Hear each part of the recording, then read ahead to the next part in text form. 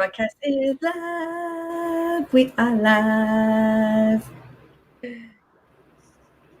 Okay, it's happening. We are live. We are live. It is. Let's share it a couple of places. Do you have want to share it? Okay, so go to our, how do we do that? Just go to our Facebook and share that link. Is that what you're saying? I'm gonna, no, don't share it. No, don't do that. I'm gonna share it to you. No, don't do that. Okay. Just talk for a minute. Teen, it's so good to see you. You have a jacket on. Is it cold there? Oh no, I can't hear you. It's on mute. I said no for the aesthetics. Oh, okay. Because it's hot here. I have the air conditioning on. Ooh, that's nice. Yeah. And I have my special earrings on. Can you see them? Is it the other? Oh, Alyssa. Yeah. Alyssa made these too. Not our Alyssa earrings. Those are beautiful. I love yours. Can I see yours? Can you go a little closer? Ooh, what does it say? Slay all day. Oh, me want. Awesome. I got up so early this morning. I was so excited about today. And Glenn made an awesome breakfast. He made spam and eggs and coffee and Hawaiian bread. It was so yummy. But then after our breakfast, we both like crashed out. So I woke up like at 9:15 and I was like, I gotta get ready. So that was my morning so far because it's only 10 here. So you guys have had half a day. So far. Gosh, we have some people watching. Yay, people are watching. That's awesome. Songtree. The jacket is working. Love it, girl. Yes. Work it. Own it.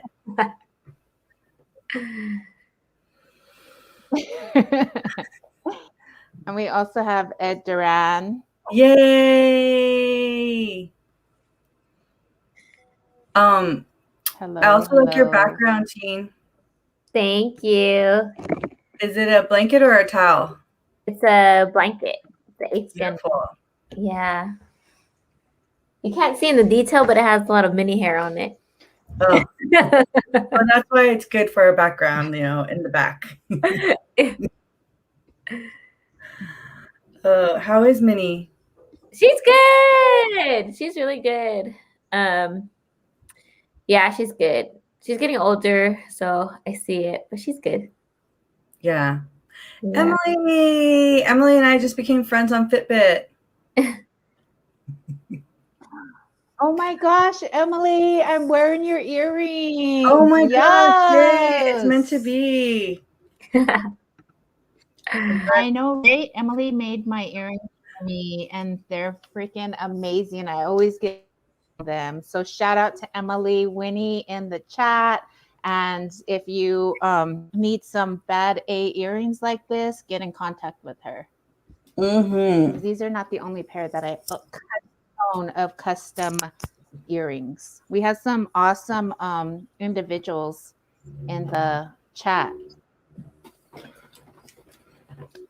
Awesome. So let's explain why we're here today, ladies. Go ahead, take it away, Avril. Okay, Hioho Mitaki Ape Cordova Machiapa Lakota and Taos Pueblo. Good afternoon, everybody. My name is Avril Cordova. I am half Taos Pueblo from my father. His name, my mama, which is Conquilla. My G or my Ka on my mother's side is Patricia Patty Crow Cordova.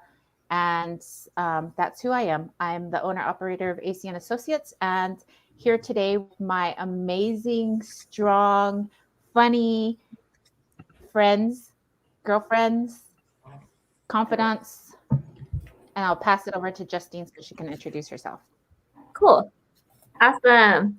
Hi everyone, my name is Justine Medina. I am Navajo, Ho-Chunk, and Menominee from my mom's side, and from my dad's side, Mexican. He's from Yucatan, Mexico. I always like to say I was born in Hollywood, just because it's all mixed. So I was born in Hollywood, but I'm a community organizer at California Native Vote Project, and happy to be here today, just to kind of talk and have fun and see friends, especially during this time. And I'll go ahead and pass it over to Jennifer. Hello, aloha, skugsiade, ganinapchaguk, Jennifer Varenchick. Hello, everyone. My name's Jennifer Varenchick. I'm from the Tohono Nation, and I'm coming to you live from the occupied Kingdom of Hawaii on the island of Oahu. And I'm happy to be here. I am been looking forward to this for a while.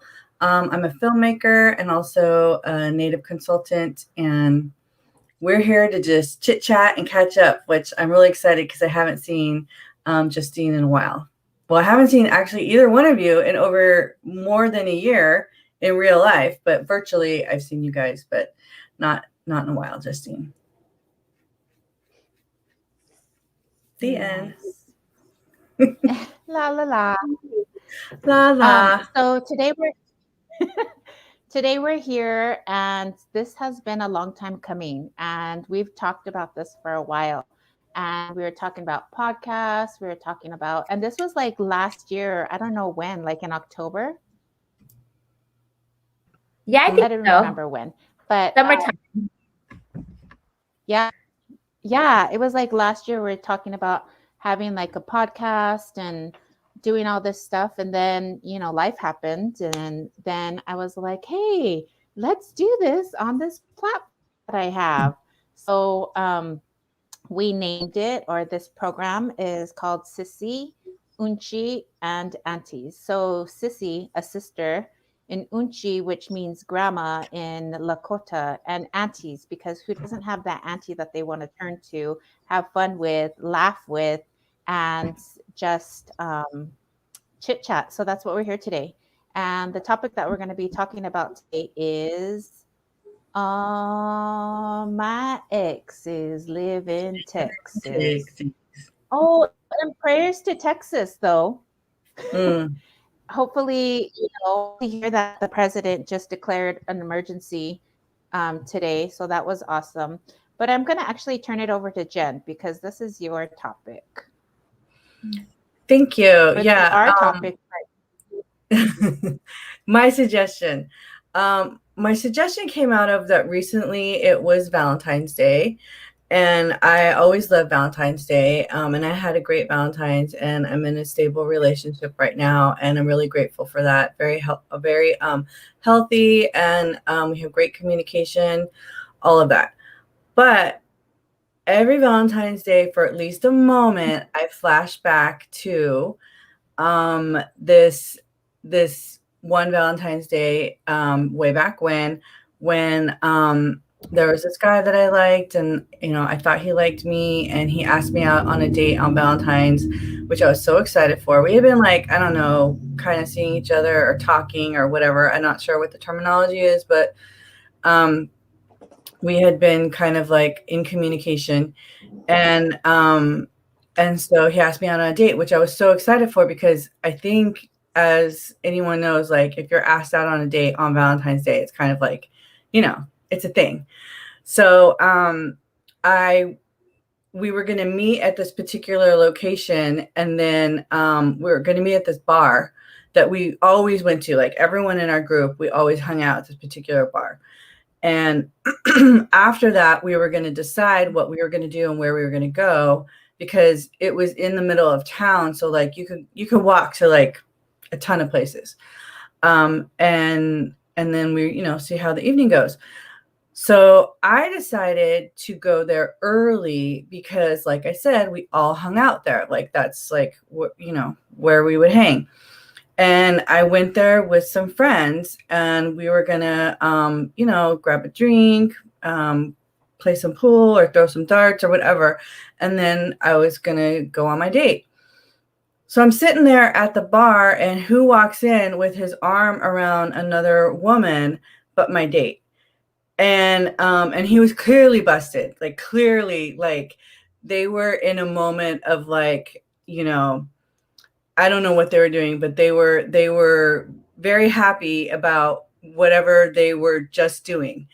And and I saw them, I watched them like, you know, across the room, and I was like, this, like, what is going on here? And then eventually he saw that I saw, and we caught eyes across the room, and he immediately like took his arm off of her, and then I didn't know what to do. And the friends that I was with were, I mean, it's just like a movie, you know, the friends are like, Jennifer, what's wrong? And I couldn't even talk. My mouth, I mean, I was just crushed and heartbroken and angry and all of that. And so he, you know, he came walking towards me like, oh no, Jen, it's not whatever. I don't even know, blah, blah, blah, whatever they say. And I was like, no, you don't get to do this to me. And I turned around and I left and I went out the back door. And again, like I said, we were all very familiar with this establishment. We knew all the bartenders, we knew all the staff. So it was almost like a second home, like a central perk for friends, you know what I mean? But it was a bar. Anyways, so I left out the back door and I just, you know, went to my car, and I heard him running out after me, because the door was one of those doors when you push it, it like it has that bar thing and it makes a lot of noise. So I heard him running after me, and he was like, Jennifer. I was like, I kept on going. And then I heard her run after him, and he was like, where are you going? What's going on? And then I turned around for a moment, and we saw each other for a moment, but I just kept going. And then he turned around and he went back with her. And I was so upset. And I left town, like, I don't know, maybe a week or two later. I had already been planning, but like, I think when you're young and you're going to move like into a completely different territory, it's very like scary. And I mean, it's scary in general. Like moving from LA to Hawaii was really difficult for me also. But like at that young age, it was really like I knew nobody and I knew nothing, but that propelled me to really do it. And so I wrote something about it on Twitter, and then one of the responses, I was like, you know what? I'm grateful that happened, because if that wouldn't have happened, and let's say I would have gone on that date, I wouldn't have discovered that he was like that. I may have even like, he is a manipulator. So he may have like manipulated me to stay longer than I intended, or possibly never even leave. And who knows where my life would be. And I was not really at that particular time, like right now, I'm very passionate about film. I'm very passionate about writing. And I knew that I had that in me, but it had been suppressed for so long that I don't think at that particular time in my life, I could have possibly never even opened that door to my creativity. And so I'm grateful that happened, even though at the time it was so painful and it was so hard. So that's my little, you know, story time about me, back history. And that's why I thought it would be a good topic. Like, you know, we all have those experiences with relationships, or just, you know, anything in our life where at the time it's like so hurtful and devastating. And yet in the end, you're like, I'm glad that happened. Like, I see why that happened. Like, Creator, you always have a plan. You always have a plan for us. Even through the pain, you know, we grow. So the end, my story. Scene. Thank you for sharing. Did he ever reach out to you after that? No. I was also friends with his really close friend, so I would get updates through him. And I was, you know, totally like nonchalantly trying to ask, like, so what's going on, you know? But no, I think I did see him one time at Fisherman's Wharf, which is like a tourist like attraction in San Francisco, because I was like, that's gotta be him. Like, that's like, like I saw him from a distance. He didn't see me, but I was like, I mean, everything that I saw about him was like, that's got to be him. That was years later, but other than that, no. And I'm, I'm happy about that. That's fine.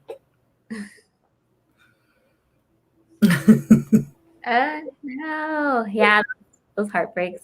Well, I'm happy you're in a better. Uh-oh, Ava, I think you froze. Oh, well, I was just gonna say that. Can you hear me? Mm-hmm.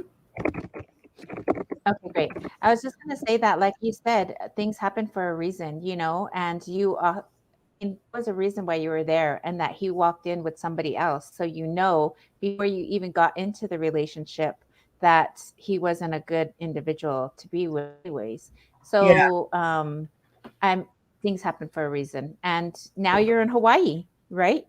Yeah, exactly. That's the best part.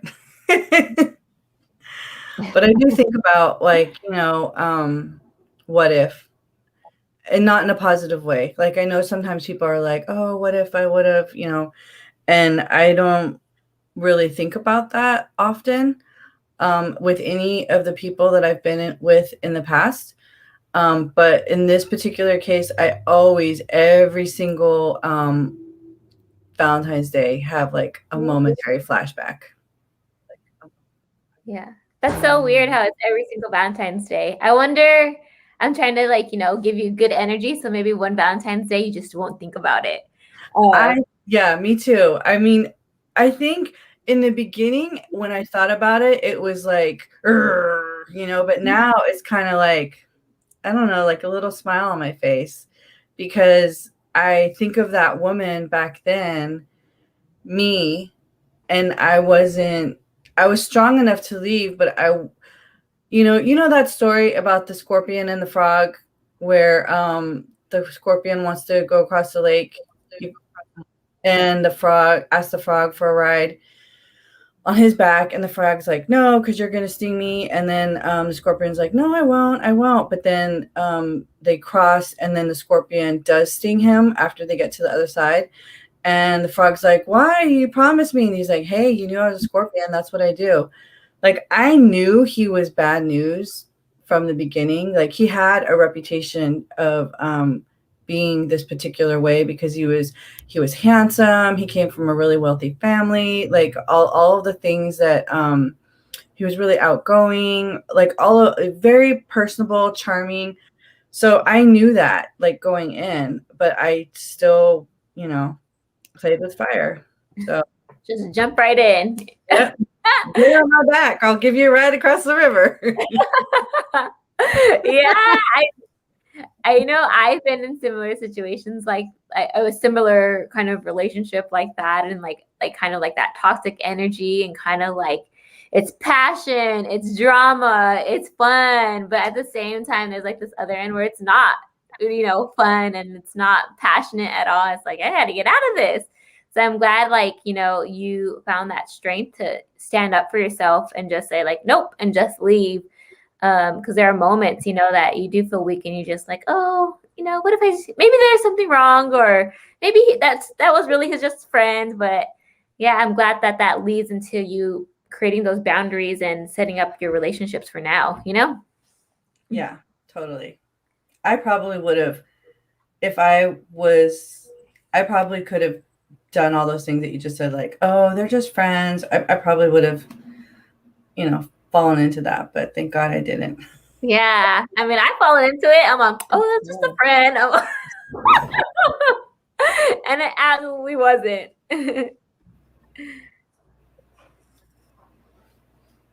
I'm actually that was a good response, Teeny. I'm always like, it's over, just get over it. But we can't do that, and we can't say that to people, because like I've told Jen about other things that I have feelings about, like I can't get over it. You get over it when you get over it, but these are my own feelings, and I just need time to process it.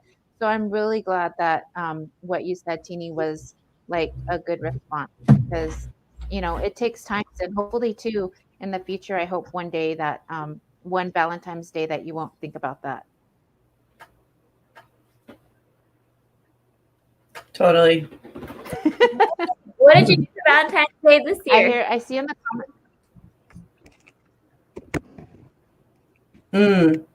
For me or Jen? Both of y'all. You go ahead, Avril. Okay, go ahead, Jen. Okay. All right. I am in the here in the Snow Mountain Paiute area, which is northern Las Vegas, and I'm here right now with my daughter and our family, her husband, and my 2 grandchildren. So we are quarantining in the house still, and one thing that we did was we had a crab boil for dinner. We were able to give the kids some chocolates and some gifts, and then we had a crab boil and worked and just stayed in the house. But it was really good to be around family. Your turn. The end.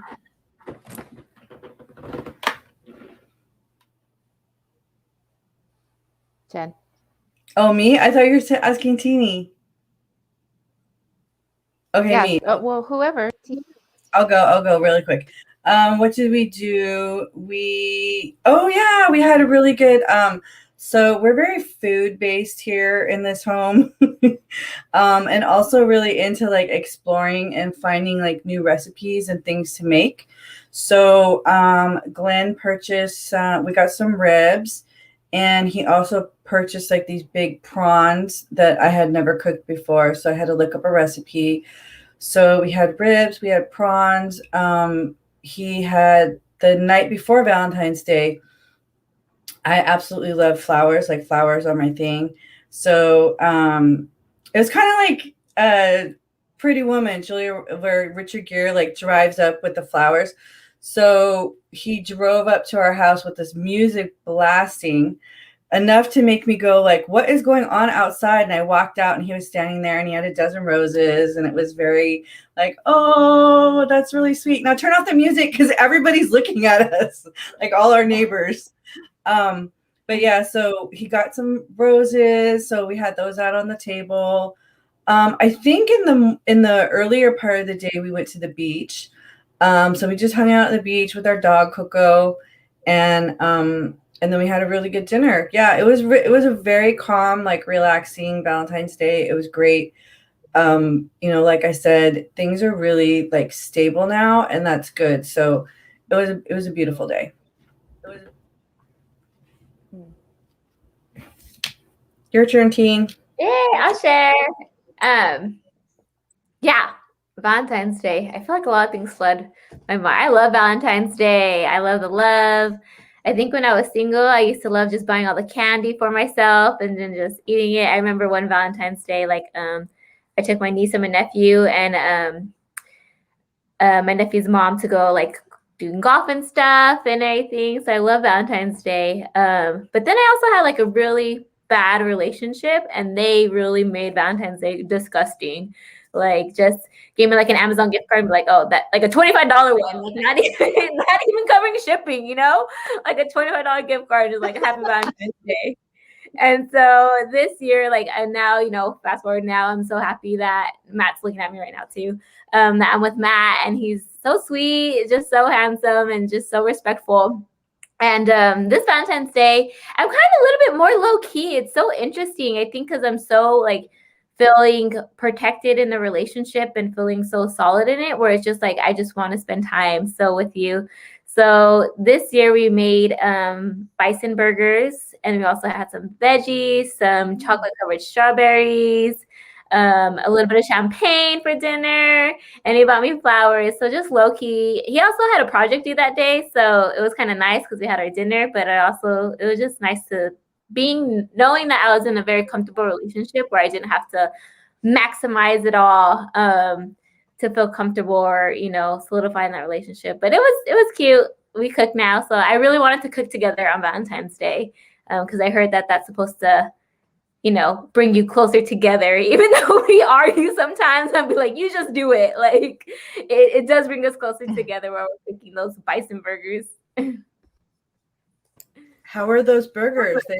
Were they like tough? I don't know. I think when I've had bison, but not. I've always had it like at a restaurant, not at. I purchased it and then made something. Nah, it was okay. It wasn't tough at all. It was really good. Costco. So we went to Costco. We went to go buy the meat.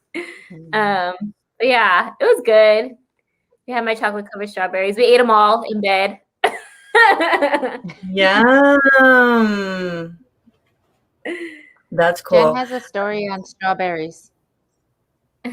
What, the TikTok thing? Is that what you're talking about? No, your story. Oh, your traditional story. The traditional story. Yes. I don't think I remember it as clearly right now. I'm feeling like I might make a mistake. So can we save that for another day? No, I'm just saying.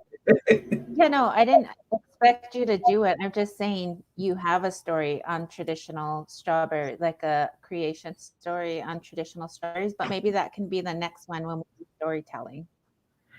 Yeah. But what I was going to say is that I liked what you said, Justine, about feeling like you're in a stable relationship. So like time is like the most important thing.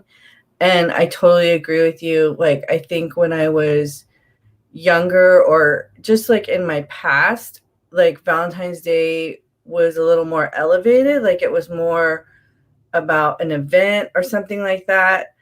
And now it is a holiday, but it's also like, it's just another day. But we do little things to make it special. It's not like I don't know how else to say it other than an event. Like it's just, I like that.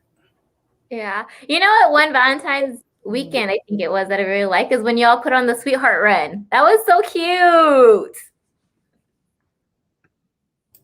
Yeah, I totally remember that. That popped up on my timeline. Also the Sweetheart Run at Griffith Park. And then the time AICC volunteered at the marathon on Valentine's Day.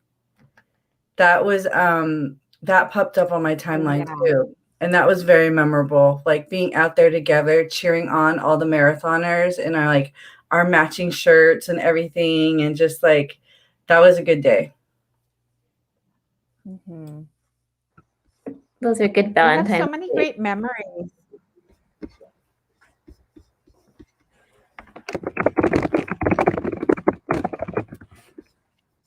Yay, we have great memories.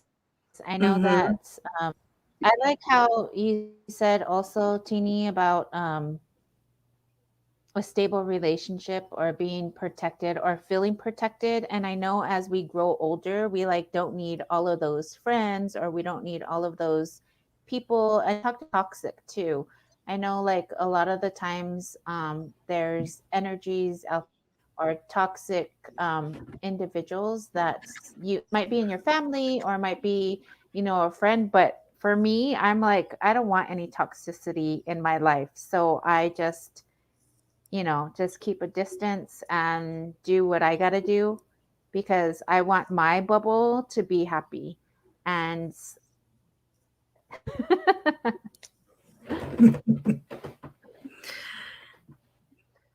I also think when it comes to Valentine's Day, I spent a really long time, like a decade or, plus of my life being single and feeling pressure from the outside world, commercialism about Valentine's Day, and just learning to be at in a space while I was single, that when Valentine's Day came, I would not run and hide, but just okay, this is time to be good to myself, do something that makes me happy.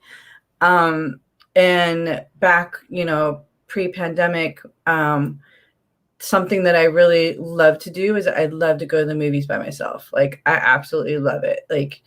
I sneak in the food that I want to eat, and I watch what I want to watch. I sit where I want to sit. Like, yeah. So that was like something that I would usually do for myself. Is I would go see a movie or maybe two.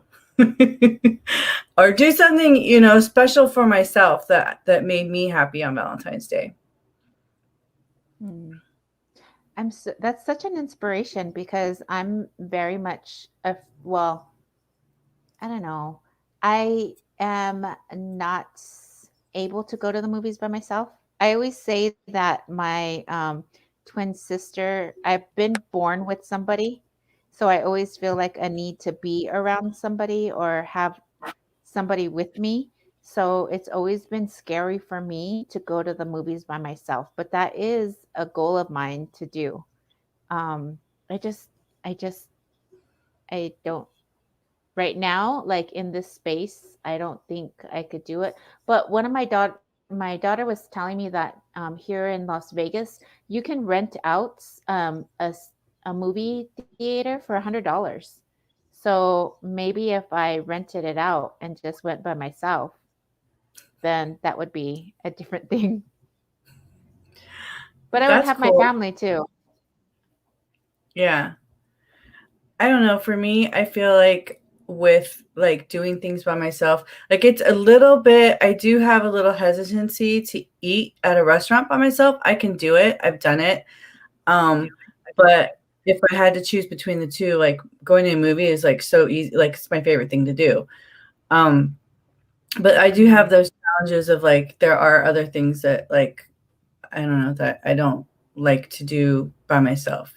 Another thing I love to do by myself is I love to go to like Target by myself or Ross or Marshalls, or because I feel like when I go with another person, well, in this particular case, I'm talking about Glenn, but I feel like it's like you're on the clock, like, come on, we got to get going, even if we have nothing else to do. And I want to be able to just like stroll and roam. And I think the only other person that I would want to go to Target with would be Lily, my goddaughter, because she loves Target too. In fact, the last time, like not this past Christmas, but the Christmas before, we went to Target together. Oh my gosh, we spent like hours in there just walking around and looking at stuff, and like she's my kind of you know, Target wing woman. Like that's what I like to do.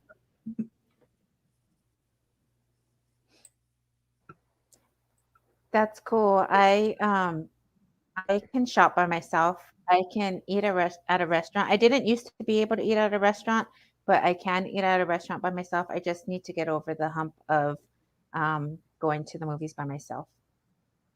But you gave inspiration, so thank you. You're welcome. Yeah, hopefully one day we'll all be able to get back out there to the movie theater. That would be awesome. Mm-hmm. That would be awesome. Yeah, I've never been to the movies by myself either. That's always been a goal. Wait, no, I lied. I did once in Denver. I always forget that point when I did, and I went to go see, what is it, the Wilderness People, or the What was it about? those with the boy. I think he was like in. I don't know if he was a foster child or so, but he ran away. Let me see. Foster child ran away. Oh, wait, no. I know I have to get it because Jen's gonna be like, "What is that movie?" I know. Already, I'm all boy ran away. Like, you know me in movies. My brain. I am completely off. Hunt for the Wilder People or Wilder People. Oh, I never saw that. I don't even know what that movie is. Who's in it?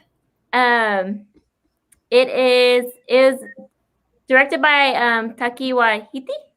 Oh, yeah. Yeah, it was a kind of, I don't know, I just saw it and it looked funny and I just went by myself and it was a little small theater, nice. I got my popcorn. I felt like everyone was judging me when I went, but obviously no one was probably judging me at all. Like, just those stuff you make up in your head, you know? Like, oh my gosh, people probably think I have no friends or why is she here by herself? But, you know, pushing all that pressure aside, I think it ended up being really a fun time by myself and like just enjoying it too. Like you don't have to talk about if you want to share popcorn, that popcorn's for yourself. I like that too. But yeah, being single, I think during that time I was really single or just like kind of dating, it really empowered me just to do things on my own. And I love Bridesmaid, the movie, because the mom was like, well, I go everywhere by myself. And that's something that we kind of caught on to. Me and my mom will say, like, well, I do everything by myself. I do everything by myself. And that's, something that, I've really learned when I was single during that time, those few years. Yeah. Well, I think like the that. comment. Oh, go ahead. No, it's okay. Go ahead. I'll read the comment. So Ed said, Valentine's, rather single or a couple. It's time to celebrate romantic love, friendship, and admiration. Self-love is very important. Yes, it is. I absolutely agree with that. And it took me, for me, myself, it took me a while to, even to this day, practice self-love every single day, whether it's 5 minutes, 2 minutes. At the very end of the day, I think self-love is very important. And sometimes I feel like, I don't know if it's society, but I feel like there's a lot of pressure where you have to please a lot of people, not put yourself first. And it's crazy how people sometimes associate self-love and boundaries as being selfish. Yeah, I agree. I totally agree. I agree too. I heard this quote the other day, or I heard somebody somewhere on social media. I saw, it's not your job to like me, it's my job to like me. And I was like, oh yeah, I totally, yeah, I feel that. I get that. That's like, I guess it was something along the, like, cause this person went on into like a little bit of a rant about like, I don't care if you don't like me. It's me. I have to like me. And I think, especially as Native, like Indigenous women, we're so community oriented, and women in general, we're just so like wanting to be nurturers and take care of people and help people, especially like in this particular conversation, the three of us, all of us are like community based. We all do things for our community. And it can be really easy to slip into the like, you first, me last. And so we have to really fight for it to like make ourselves a priority, take care of ourselves. How do you do that? How can I hear how you make yourself a priority? Well, for me, I think over the years I've learned what what makes me happy. So whether it's like just drinking a cup of coffee or watching a show, or more recently, something that I've discovered that helps me to relax and just take a me moment is I play this this home decorating game on my phone. But I like it. Like I really enjoy it. Like it makes me happy. So when it's time for me to relax, or if I've been like working for a long time and I just need to chill, I'll do something to make me happy, knowing that if I do this particular thing, it's always like brought me joy. So I want to do that. And I guess it just depends on like what it is that I'm feeling that will make me do the next thing. For instance, like if I'm frustrated and I'm angry, then maybe I will go for a run or for a walk. Yeah, it's more like a jog because nowadays my knee is like not that great, so can't really run, but I do love to like go for like a brisk walk, knowing that being outside, being in nature, that's gonna like calm me down. If I just want to like, chill and forget about things, I'll play that game. It just depends, but like I've just paid attention to like what makes me happy, and to notice when I'm unhappy, when I'm stressed, when I'm frustrated, when I'm feeling those things. I think the old me would just continue, like drive through, like just keep going and like hope that this feeling passes. And that doesn't work for me. So I need to do something that I know is going to divert my attention so that I can feel better. And, like I said, that could be a walk. It could be, doing some yoga, some meditation, playing a video game, like whatever it is, but do that. So that's how I've learned to do it. And it's taken a while to get to that point for me. How about you, ladies? I know. Go ahead, Teeny. Okay. How we just practice self-love, is that it? Yeah, right. A lot of things flex in my head. I think about a time like a few years ago when I was getting out of a very toxic relationship, and I was like, okay, I need self-love. And so I thought, quote unquote, it's been a journey of figuring out what self-love means to me and how I want to practice it. And at first I think I would interpret ways on social media self-love. So like the first thing was like CrossFit, like, and nutrition, like that's a way of self-love. Of course it is.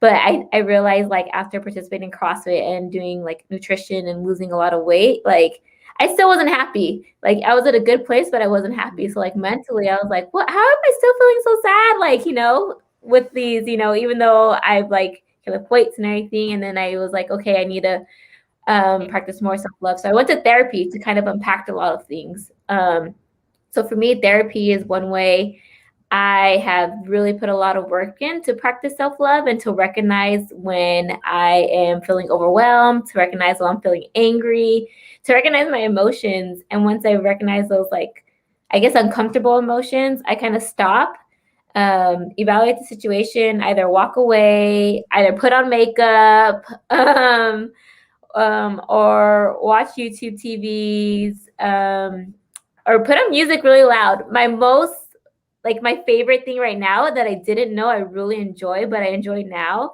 is walking my dog and singing really loud. And I don't like not caring who like is also walking around. So I'll be walking, I'm like, ooh, I'm blinded by the lights, and like just like dancing with Minnie too. And I never really like, I would be embarrassed for that, but now I don't even care because like it'll help me de-stress throughout my work day. So I just go for a walk and I'll scream, like I'll be yelling at the top of my lungs, and people probably think I'm crazy, but it's just one way to get the energy out.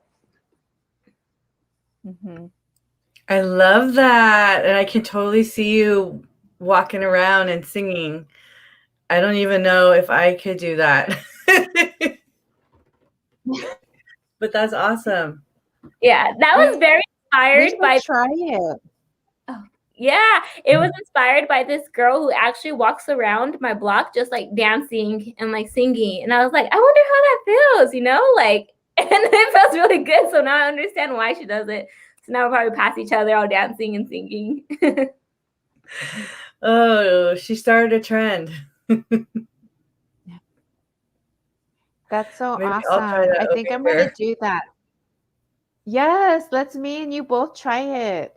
I like that we have some people watching on Twitch, and that'll go into my what I want to say is that I heard you say that you like to listen to music. I like to listen to music too. And there's this, I don't know if you guys are familiar with a platform called Twitch. There's new, I don't know how new it is, but it's new to me. And there's like a lot of different DJs on there, DJ Jazzy Jeff, DJ Angie V. There's a lot of different DJs on there that I watch. DJ VTech from Las Vegas. And they stream and they play music and they interact with like the comments and stuff. And I like that there's somebody watching on Twitch. So thank you, Lazy Cola 15. She says sometimes it's just making yourself indulge in something to distract your brain from having useless thoughts. And I really like that. Yeah, I like watching Twitch because there's music on there and you can just dance in the house. And when I'm in when I'm washing dishes or when I'm straightening up or when I have it playing in the background. Even when I'm just doing work, I have it playing in the background because I love music so much. And then if my grandchildren hear it, my granddaughter, her name is Delilah, but we call her Sissy. Sissy's all, dance, grandma, dance, dance, dance. So I'm like dancing and I'll be like, dance, Sissy, dance. And she'll just like be hopping around. And those are just times that we share together that the music just takes away those useless, and I just love Twitch. So thank you, Lazy Cola, and also thank you, um, Call Me Brewski, for watching on Twitch. But those are some ways that I like to de-stress. I also have felt a lot of the times when I am stressed, my shoulders, I feel like they're up to my ears, and I'm like just have this stress in my back, and I just want to like, yesterday, I had the opportunity to train 2 tribal nations in a program, our curriculum called Positive Indian Parenting. It was a 3-day training of 8 hours, and we did it on 3 consecutive Fridays. And although I've trained this material to parents several times, like 9 times, I always get this sense of stress because of all of this work that it takes to run it. And I just yesterday at the end of the training, when we were done, and me and my team, which included Jennifer, me and my team finished the last Google survey. After it was done, I could just feel like my shoulders just relax, and I was like, "Oh my god!" But then too, my back was hurting from sitting from so long. My eyes was hurting from watching the screen so long, and I just wanted to lay down and go to sleep. And I just sometimes know, like when I'm stressed out, I just feel my shoulders. So that's what I want to say. I just want to say thank you guys for being here with me today and having this chit chat. That's it. The end. The end altogether, the end, because I know we're almost, I mean, La. it doesn't even seem like it's been almost an hour, but it has. Like the time, we have 2 hours, 2 minutes. Peace out. I don't know what you're saying. Okay, so we're on for another hour is what you're telling me. Yeah. Okay. So then we have much more to talk about. Yeah, it was 12 to 2. But we can end early if you want. I mean, we can also interact with the people that are watching and invite them to join us. I did want to give a shout out to somebody I saw on Facebook. And now I can't find her comment, but it was Kendra. There it is. Kendra Valdez. I don't know if you guys know who she is, so I'm the only one who's really excited. But I'm excited about it too. Oh, okay, sorry. So Kendra, who I haven't seen in for like years, she wrote, "Thanks for this. It's so nice to see and hear from you, beautiful ladies. I miss you." Oh, there it is. So yeah, I haven't seen her in so long, and I think about her every now and then because she had an event at her house where there was some jewelry, and I bought a pair of earrings. And every now and then, I see those earrings, and whenever I see the earrings, I always think of her. And about like, and then sometimes another really interesting thing about that is I remember when her daughter, I ran into her at Indian Day at in the park at Griffith Park. So one year, like many, this is way before then, at least 10 years ago, if not more. I ran into her at Indian Day, and her daughter was a toddler, and we were just sitting there chit-chatting, catching up. And then her daughter came up and then sign language to her that she was cold and that she wanted her sweater. And I just thought that was so amazing that I don't know if you guys have ever heard the statistic that children are able to communicate with us, but they may not have the language to speak to us, but they can understand sign language. So although her child was not able to speak yet, her daughter was still able to communicate to her mom, like, "I'm cold, please give me my sweater." And I just thought that was amazing. So those are the two, like, whenever I think of you, Kendra, those are the two things that pop out in my mind. Was that baby Einstein that people would do the? It's funny because I know my auntie wanted my niece to learn baby Einstein, right? So she was on eBay and she placed all these bets on baby Einstein, and she ended up winning all of them. And she's like, "No, I don't even do this." But that's my story about baby Einstein. Yours is very beautiful, more than mine. You're just making me laugh, though. Oh my God, how many things did she have? What did she do with them? I don't remember, but I just remember she's like, I placed so many bets on different baby Einsteins and I won all of them. She's like, my score's gonna go low because I'm not gonna follow through with all of them. Oh my gosh. That's a nightmare right there. I have the opportunity to know Kendra very well. And I love Kendra. She was one of my first supervisors. She actually hired me at UAII for the position. For the position that I held for like almost 13, 14 years. But Kendra hired me as a care coordinator back like 4 years ago.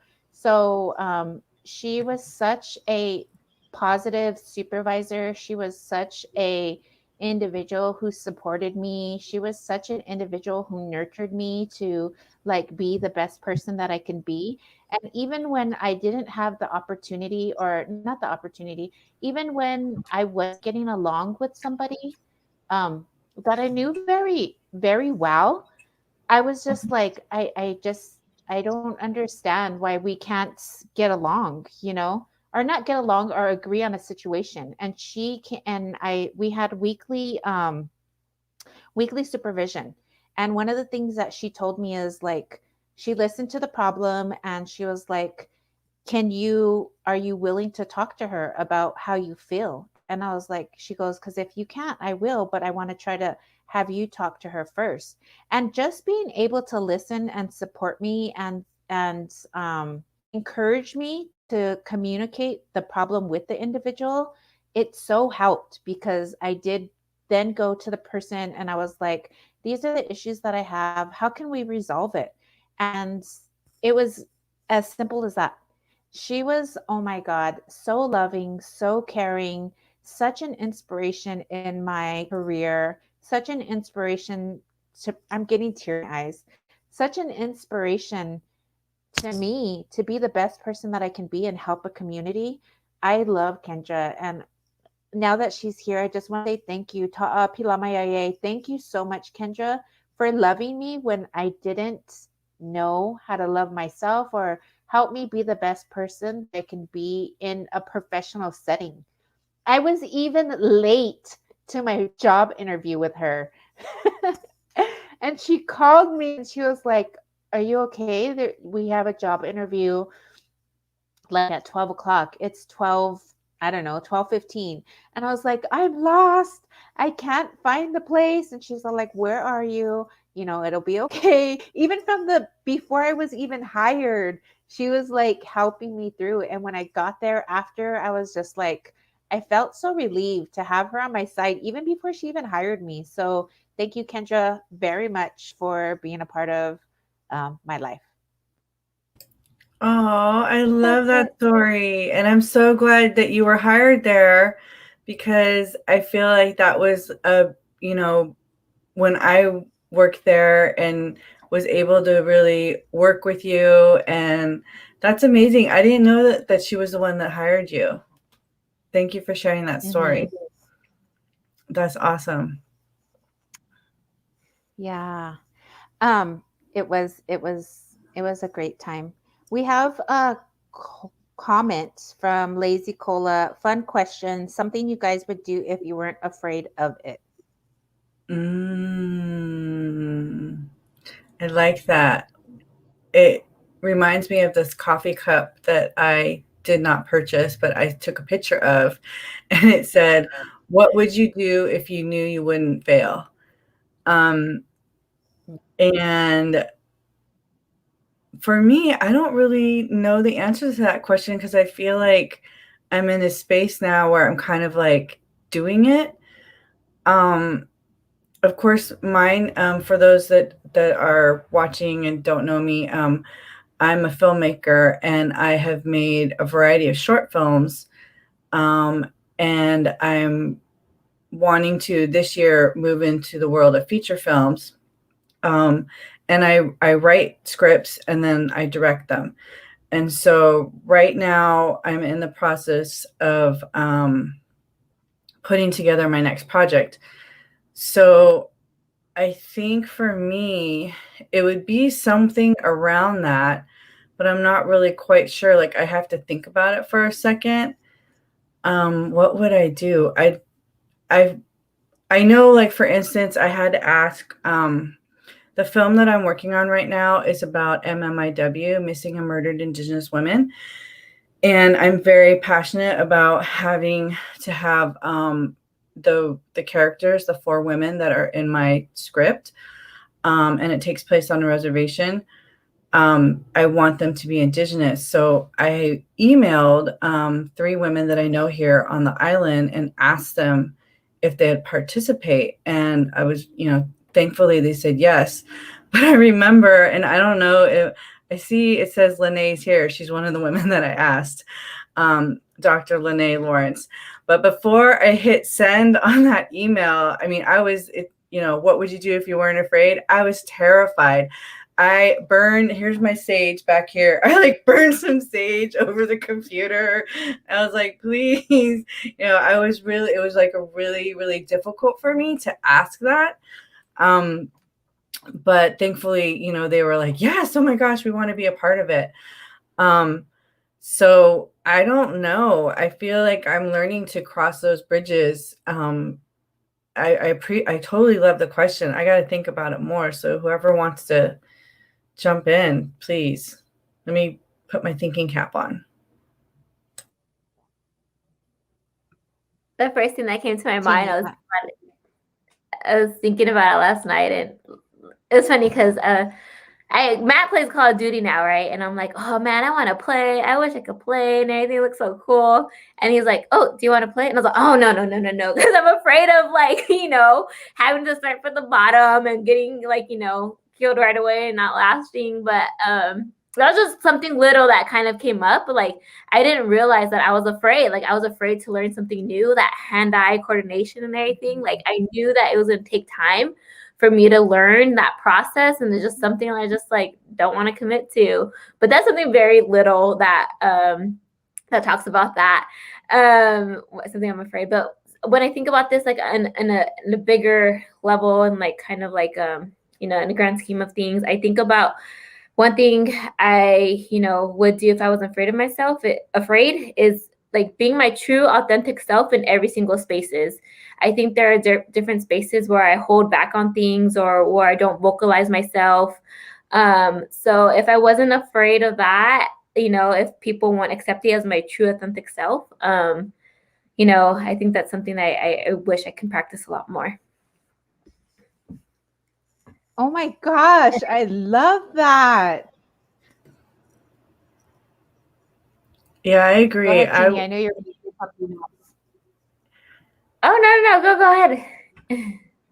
I like that too. I like being able to be your authentic self because I know that I'm not always my authentic self.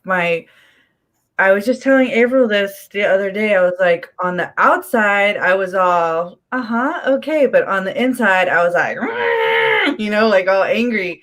And not that it's appropriate to be like that, but I know that I do struggle with putting on this mask of everything's fine. It's going to be, it's okay. Don't worry about it. But inside, I'm, livid about whatever it is. So, and I don't know how to find the balance in between there, but I would like to be more authentic. That's awesome. I like that idea. I totally love that idea. I mean, I like you, Jen. I try to be authentic in every format, but I think that I have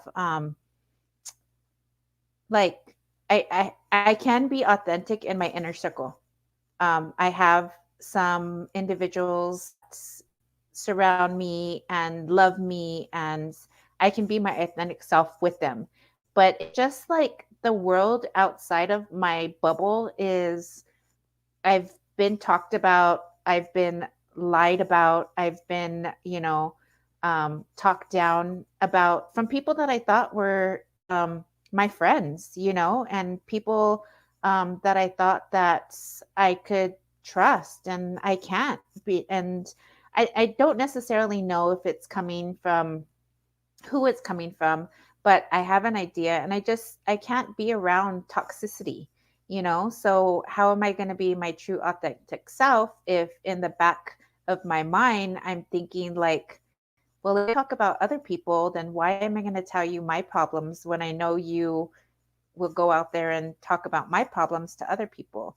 So, I mean, I want to be my true authentic self in every nature, and I try to be my true authentic self. I just need to protect myself, and I'm not going to put everything out there, because I just want to be able to know that who I'm talking to um, is authentic as well, is going to take what I have to say and keep it to them, and not to the whole world. So I love that saying. And one of the things that I would say is, for me, being afraid of it is going to the movies. Like, that is one thing that I would love to do if I wasn't afraid of it, is go to the movies by myself. That's it. The end. La la la. And you would see a rom-com. Yes, I love rom-coms. And I didn't know what that was before Jen told me, but it's a romantic comedy. 50 First Dates is one of my favorite movies. Oh my gosh, that was on the other day. We watched it. We hadn't seen it in so long. And it was weird watching it because we were here in Hawaii. That's cool. My Yeah. favorite rom-com is Crazy Stupid Love. I love that movie. Oh, that's a good one. And Ryan, not Reynolds, the other Ryan. Gosling. Yeah, he's in that too. I wanted to mention on Facebook that Carol Lloyd, she writes, "Hey ladies, good to hear your voices." Oh, there you go. I'm afraid of everything. So literally for me, these small things like dancing in the arena, in regalia, or starting a small business or a talk group, I'm afraid of everything. Yeah, I hear you. I'm afraid of everything too, but I think when we start small, then like that helps us. Like I remember actually one of our listeners, her sister, Emily, her sister Sarah, I remember I completed my first short film, and I was having lunch with Sarah and I played it for her on my phone. And she's like, "Okay, so now what? Like, what are you going to do with this film?" And I was like, "I don't know. Like, I could enter it into this one, like, Native film festival." I don't know why I was so, like, I don't know, other than, like, pussyfooting around. Like, I was just like, "I don't know what I'm going to do." And she, like, had the best reaction. She was like, "What are you doing here having lunch with me? You need to, like, turn that in and submit it right now." And, like, she really, like, lit a fire under me, and I was like, you're right, you're right." Like, I don't know, because I was afraid. I was like, I had 1,000 excuses why I shouldn't submit the film. I mean, they were like, every excuse that she was saying, she was just like, "Really? Like, really? That's your excuse right there? That's what you're gonna tell me?" And I was like, "Oh my gosh." It was funny too because, I've known the Emily and Sarah and Jessica since they were all young. And so to have like the shoe on the other foot where she was like, "I don't even know why we're having lunch. Like, you need to go do this right now." And I was like, okay, I will. So that was like my first, I guess, a step into the world of film festivals. And that, just like I said, like sending that email, like I was terrified. I was like smudging. I was like so scared to ask these women that I know that are my friends, like, will you be a part of this project? So I hear you. Like, I'm terrified too. But I think the big key is like, okay, feel the fear and just do it anyways. Like, just take that step. And if it fails, then like don't let that be a thing that stops you forever. Just reevaluate and then like just take a different approach. And it's really easy to say that right now, like in this, in my room and everything's all nice and safe. But when you're going through it, I think that's the part where you have to like remember those things to just keep going, because otherwise, I mean, there's so many things I would have turned back on. I mean, what if Sarah would have been all, yeah, maybe don't, like, if she would have listened to all my excuses, she's like, well then, maybe you don't need to send it out. Thank God she wasn't like that. She was like, get out of here and go do it right now. I appreciate that story and appreciate you sharing, and I appreciate Cara also talking about that fear. I think for me, and when I think of fear, and sometimes I appear fearless, but one of the biggest fears I do have is, and I've mentioned this to Avril and Jen so many times, is doing an event or a project for our community and it being a fail and it not being what the community wanted it to be, or if I offended someone. And that's one of my biggest fears after kind of any event or even something like this. Like I get scared about like someone's, talked to someone told my uncle, like Justine was on talk show and she said this and it wasn't appropriate or something like that. And that's one of like my biggest fears, is getting a phone call and saying that I offended someone in the community because of this. And that's, one thing I just wanted to share. That's one of my biggest fears. And I'm being more vocal about it just so people can know that I'm afraid of doing things. Totally. And I could totally imagine someone calling your uncle being like, what did Teeny say? Or you need to talk to her. But I when think you're talking about your uncle, yeah. are you meaning Willie? Yeah.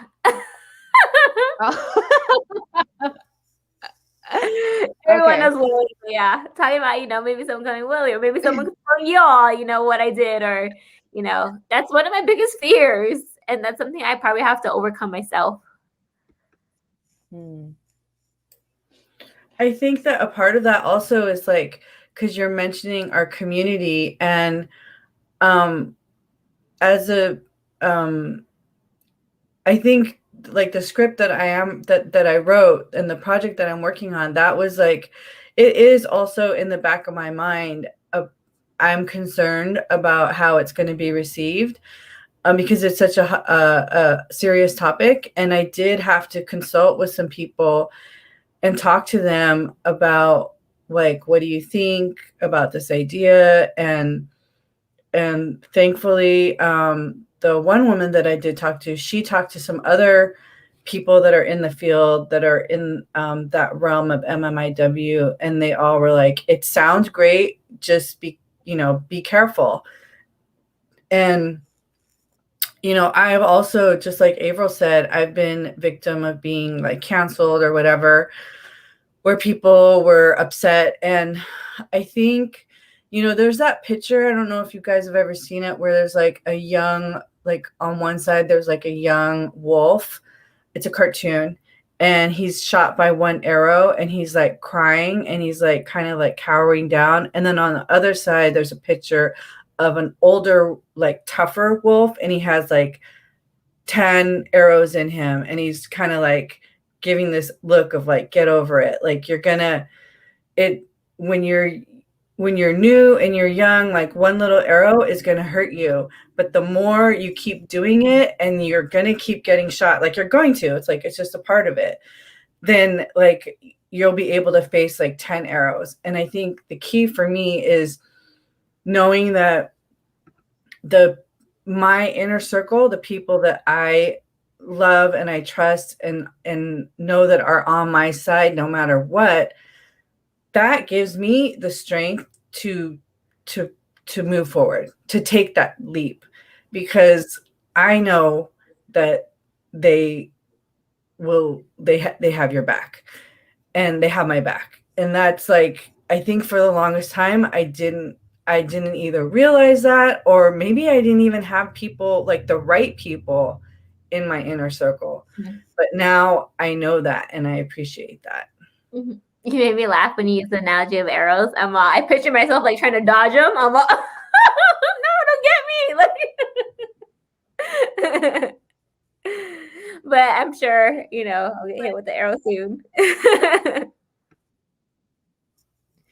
There's another comment from Songtree Payochi. You three ladies are amazing. I love you plowing through all the barriers and being creative and trying different communication tools.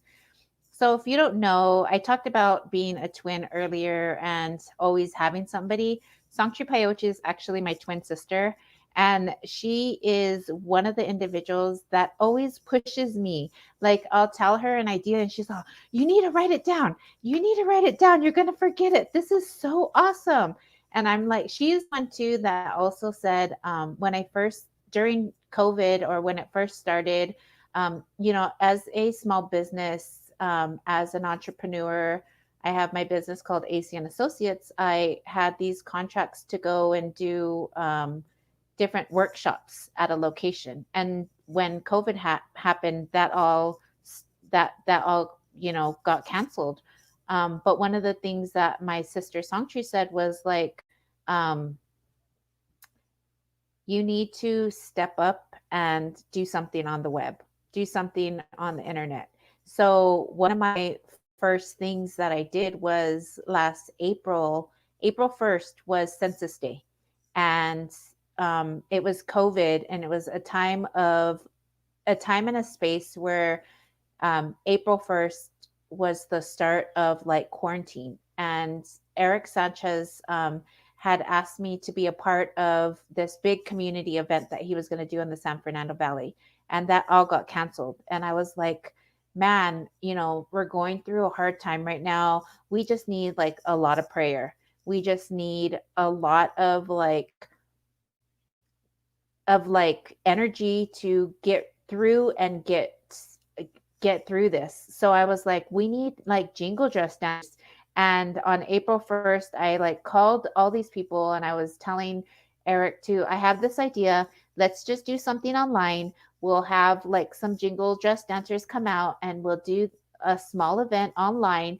And from there, like it totally like took off to something else. And I was like, oh my God, I'm doing what my sister said that I should do. Like I'm going up one more step and doing what I have to do to get paid, because I don't have a 9 to 5. I don't have like a corporation or a boss. I'm my boss. So how am I going to get through this? And it was so successful. And I also was even able to partner with California Native Vote Project, Celestina, and all of those people at CMVP supported me, and it was just like really good. So I just want to say thank you to my sister Songtree for always believing me and pushing me to be the better individual. And now, like I was able, like I said, to do that positive Indian parenting class, or positive Indian parenting T for T, which means training for trainers. I did that and completely yesterday. We're doing this today. I think that Kara says a valid point. Like we're all scared. We're all scared to do stuff. We're all scared of the unknown. We're all scared of what might happen or what people might be thinking about. Like when I say that I'm scared to go to the movies, I definitely am scared that people will be judging me. But people judge me all the time. So why should going to the movies make that different? It's a scary for me, but I'm going to do it. And I'm going to call you guys, be like, I just did it. But we'll wait until it ends, and then we'll go from there. But I just want to say thank you to Songtree. Thank you to my tutu for always supporting me. And tutu means older sister in our language. So thank you. Aw, that's sweet. That's sweet. I was just looking about Pearl. Yeah. I'm so proud of Sarah also because she, as a Native woman, started her own business also, and she does eyelashes. And just a quick story about that. So she, like, I don't know how, but somehow she reached out to people saying, like, I started this business. Let me know if you want an appointment. And I said, yeah, sign me up. I'm coming. And I went and I didn't even know what I was getting into. I was just there to support her. And she was like, do you know what we're going to do today? And I was like, no, what are we doing? She's like, I'm going to put eyelashes on you, like those, the permanent ones. And I'm glad that I did, because that started like a habit. Like, and I started going to her regularly.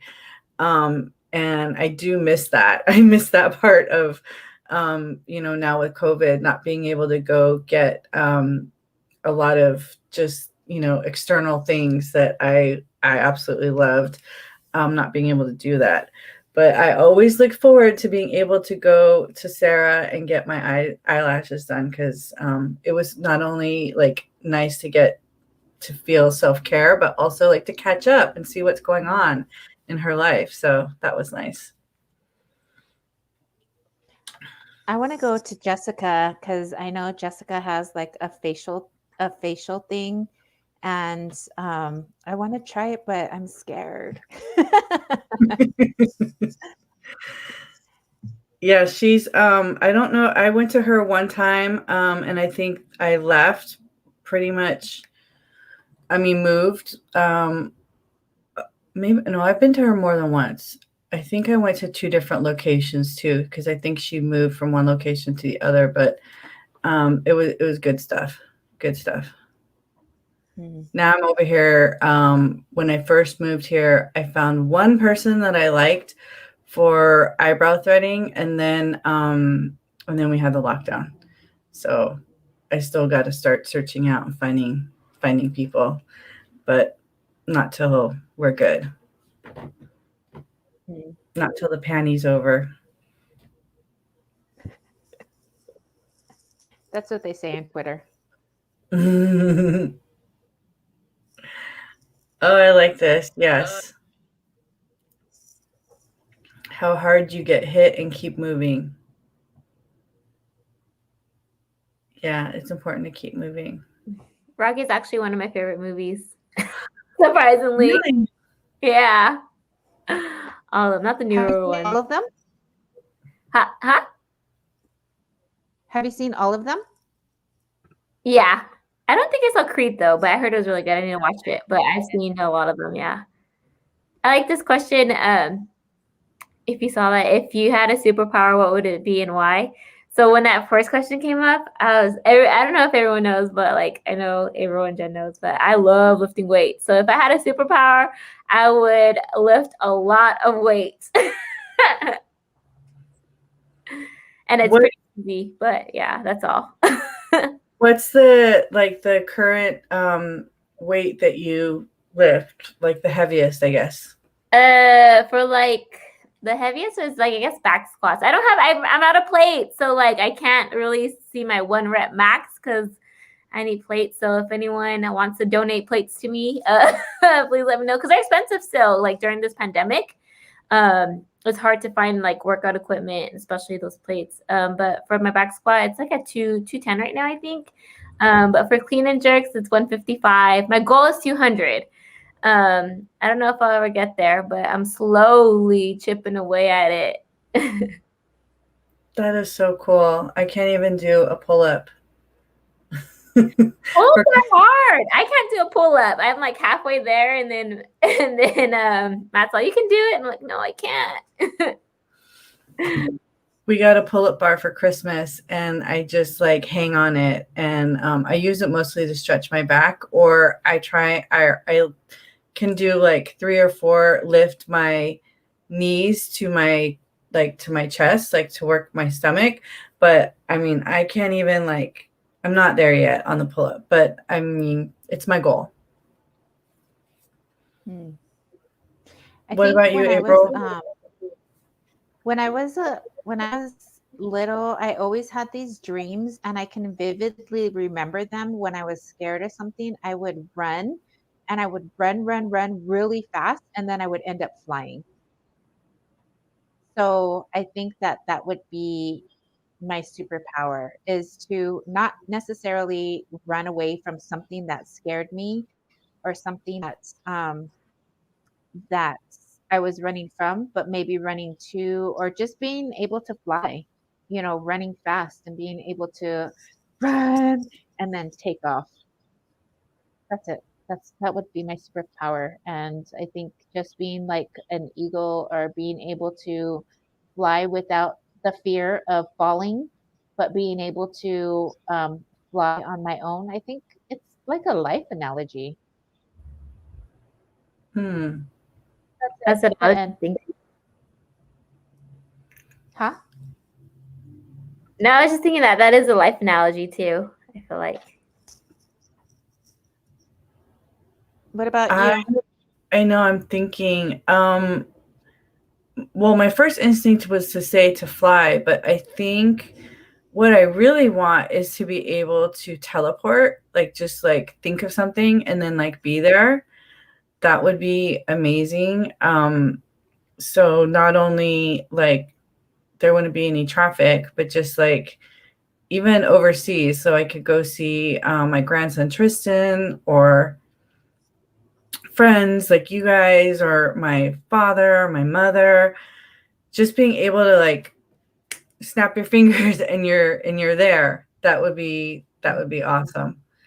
I guess that superpower would be teleporting. I can't think of anything else. I mean, the only thing that I could think of would be flying. Like I said, that would be great.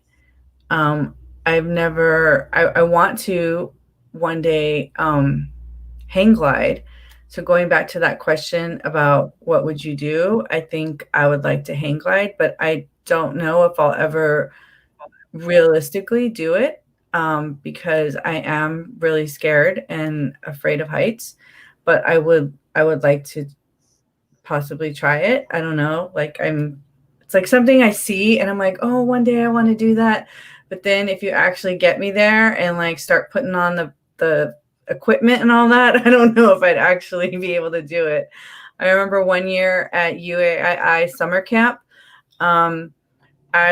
we were doing zip lines, and I caused this huge backup because I wouldn't jump off of the platform to go on the zip line.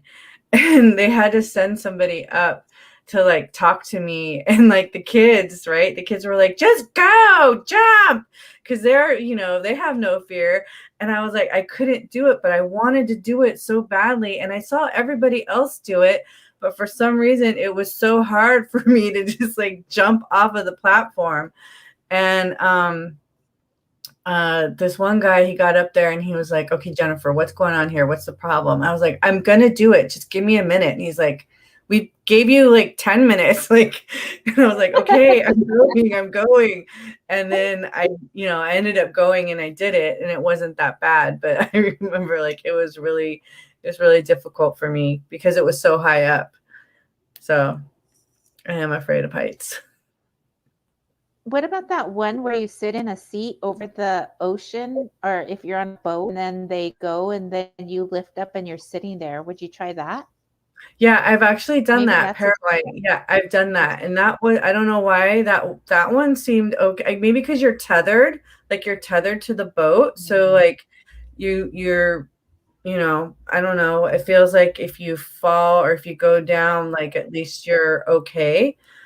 But when you're free out there, I don't know, it seems really scary to me. Like, I don't know if you guys have ever seen those people that jump off of mountains or whatever, and they don't have anything on. It's like their suit. They're like squirrels. I don't know what that's called, but like I would never ever do that. I would rather do a parachute or, like I said, hang glide. But I don't know how those people do it. Like that's crazy to me.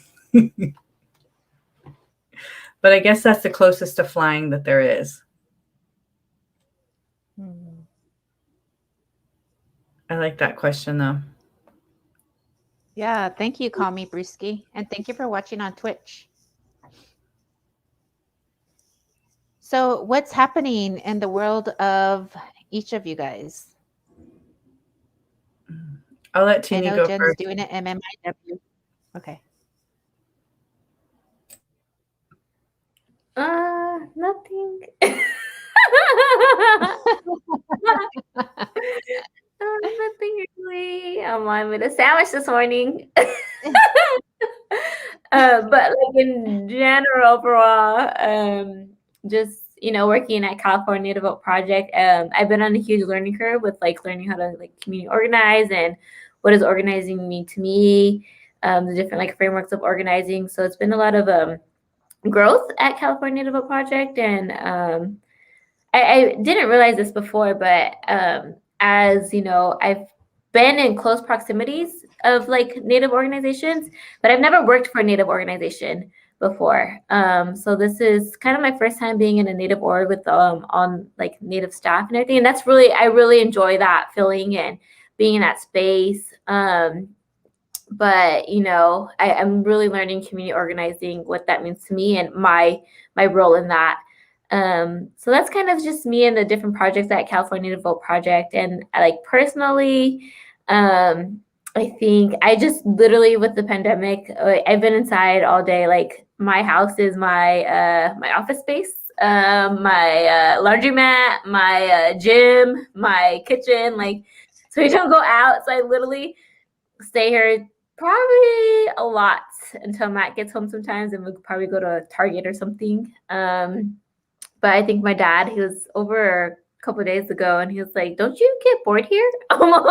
Yes, I do. But it's been really hard to kind of get adjusted to the pandemic and that routine, because I was so used to commuting. I would commute a lot, and so not driving has been nice, but also I realized how much I appreciated driving at the podcast time and reflection time. I'm still working out right now, with my Olympic lifts. It's for that it was hard, like personally as I'm growing, just because I work out by myself other than Matt, but Matt doesn't do Olympic lifts, so it's been hard for me to motivate myself to actually work out. So I kind of took like a week off, and it's been challenging. I had to tell my coach, like, no, I don't, it's been really difficult. So it became more of a chore to work out instead of enjoying it. But other than that, just drinking my coffee, trying to get stronger. Got contacts. I don't have them on today, and then after this, since I did my makeup, I told Matt we have to go do a photo shoot. So new photos coming soon. Yes. And makeup, right? Aren't you into like learning about makeup now? Yeah. So when we talk about, what something you're afraid of that, you want to do, me is get to know TikTok more. Like I want to make TikTok videos and everything. I'm scared to post a TikTok video. But yeah, I've been like looking at a lot of TikToks on how to do makeup, learning how to do eyeshadow and everything. So it's a new hobby that I'm picking up on during the pandemic, as Nicole Byer says. That's awesome. Well, you look great, by the way. You look beautiful. So you inspire me the next time we do one of these. Well, I wanted to get up early. I did get up early. I just didn't allot enough time. Like now my hair is almost dried, but I didn't allot enough time to like get ready. Like, so next time. What about you, Avril? What about you? What's going on in your world? Let's see. Where do I start? We'll start with this. So I do an online event, and I know your faces are covered, but I'm just going to put it out there. I do an online event with an organization in the San Fernando Valley called Paku Cultural Community Services. And we do twice a month online events. And this is called Paku Wellness Hour. It's on Wednesdays, and our next event is actually next week. It's February 24th, 2021, and it's from 11:30 a.m. to 1 p.m. Pacific Standard Time. You can watch it live on Facebook through Paku Cultural Services or powwows.com. And you can also watch it on YouTube and through my business YouTube, which is AC and Associates. So what we do there is we actually talk about different things from wellness to self-care and home care. And for this particular one, we are actually going to talk about home care. So what we're going to be doing is providing different not resources, but recipes on how we can take care of ourselves and home. And for me, it's actually just being able to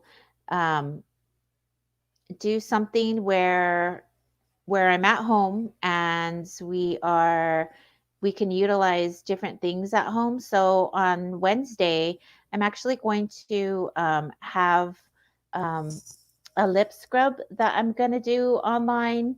And I've been watching Dr. Oz a lot during the day. So something that Dr. Oz does. So if you want to join us, feel free. You'll need a couple of things like coconut oil and sugar, and also a towel, a bucket, and water. So basically, what we're doing is we are doing wellness. So we have fun doing it as well. We give away items, and we give away gift cards, $25 gift cards to Amazon, Walmart, Target. And yeah, that's one of the things that I'm doing. So that I'm doing. And then let's see, what else am I doing? I think that's the main thing right now. That's the main thing I want to talk about. Maybe I'll help talk about. But it's the end of February. So going into March, I'm looking for a lot more things to do. Nice.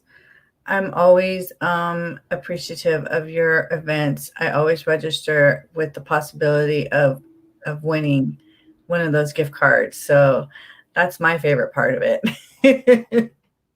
Is possibly winning a gift card. And I have in the past, Amazon, I know that was like a good one that we got. Target, of course. Walmart, I think we've won 2 Walmart gift cards. So yeah, I'll be registering for that one. And they actually also send them electronically. So wherever you are in the world, our finance department sends it to you electronically to the email that you register with. So in the comments, I'm going to actually just put the registration link. So if anybody wants to join us on Wednesday, we would love to have you. Awesome. I'm thinking about me and what's going on in my world. I think I've shared kind of like about, well, I guess I'll let Justine talked about TikTok. So it took me a while. I was on TikTok. I was on there for a while before I actually made my own video. And I've made like little videos here and there, mostly like about Coco, my new puppy. So we got a puppy for Christmas, and she is a handful. I had another dog, Roxy. I had her for 16 years, and she was like completely a part of my family, a part of the community, like everybody knew her. And so losing her was very, very difficult. We lost her in actually May 5th, 2020. It was Cinco de Mayo, I remember. And it was really hard. But I, it was hard on me. It was hard on Glenn. She made it here to Hawaii, so that's good. And we buried her in our backyard. So we will eventually create like a garden where we created her. We kind of like spaced it out so we could have a garden for her in memory of her. But as time went on, especially during the pandemic and not being able to like really socialize outside of our house, we thought it was time to get another dog. So we signed up for Oahu Humane Society for their updates, and they let us know like when new dogs are available. So I'd get these emails, I'd just be scrolling, and we knew that we wanted a small dog. We didn't want a large dog. And that was really all that we wanted the dog to be young. We didn't want older dog. So eventually we found one. And so we were able to get her just a few days before Christmas. And that was great. That's Coco. Although she is a handful, we absolutely love her. She's full of energy, and we have to take her out and let her run like off leash, just crazy, like zoomy run, like all over the place, at least once a day. If we don't, which we haven't now 3 days since we've had her, she's just like full of energy throughout the house. So that's something that's going on in my life right now. And then also, I am involved with this organization here, Ono, Oahu Native Nations organization. So we're meeting pretty regularly over Zoom during the pandemic. And then we stopped, I think, mid-November-ish for like the holidays. So we're having our first meeting tomorrow on Zoom again. And it'll be great because I haven't like seen these people's faces in a while, other than like on social media and stuff like that. So I'm really looking forward to like reconnecting to all the wonderful people of Ono. When I first moved here, I was very fortunate to get connected to the woman I was talking about before, Dr. Lene Lawrence. And she really welcomed me to the island, and she invited me right away to an event that was happening for Native Hawaiians, Remembrance Day. And so I really I didn't know anybody, and I had to go by myself because Glenn was at work. And it was my first time actually like meeting her in person. And, she really, I felt like was, like a mama bear. She took me in. I was a stray animal. She took me in and she introduced me to people. And at that point, the pandemic hadn't really been a part of our world yet. So we were meeting, and I'm really thankful that I was able to actually meet these people in person, the people of Ono, Oahu Native Nations organization. But then, of course, the pandemic happened, so we weren't able to meet anymore. So I'm really looking forward to that tomorrow. And we do have a Facebook page. So if you just look up Ono or Ono 808, which is the area code here, or Oahu Native Nations organization, you can find us on Facebook. We just had a virtual round dance yesterday, and that was awesome. We were in our car jamming out, like listening to the music. I loved it. And then I talked about film, so that's going on. But going back to TikTok, this is what I wanted to say.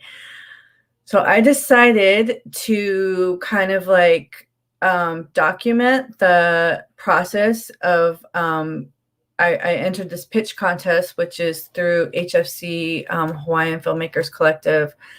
And they offered, like, they do a pitch where they give you funding, and they do it 3 times a year. So I went to as a participant, I just went to the first one as an audience member to my first one, not the first one. They've been doing this for a while. But I participated as an audience member, and you get to vote if you're a member of HFC. So I went and I watched, and I was like, I want to do that too, but I don't have anything to pitch. Like I'm not prepared. So this time around, they let us know we're going to do another one in January. So I started thinking about it, and then I went to the orientation and I learned all about it. And so I decided like I'm doing it. I was fortunate because I had participated in their Screenwriters Intensive, which was a program where we met once a week virtually, and we all completed a full feature-length screenplay. And mine was the one I was talking about, MMIW. So I had a project, and I knew that I wanted to either create what's called a sizzle reel or a proof of concept, which is like a scene from my film. So I narrowed it down to this particular scene that I wanted, and I did all my homework. I had participated also in this other organization here, Creative Lab Hawaii. They had a program called Indigenous Storytellers. So through that program, I got some really, really great coaching on pitching.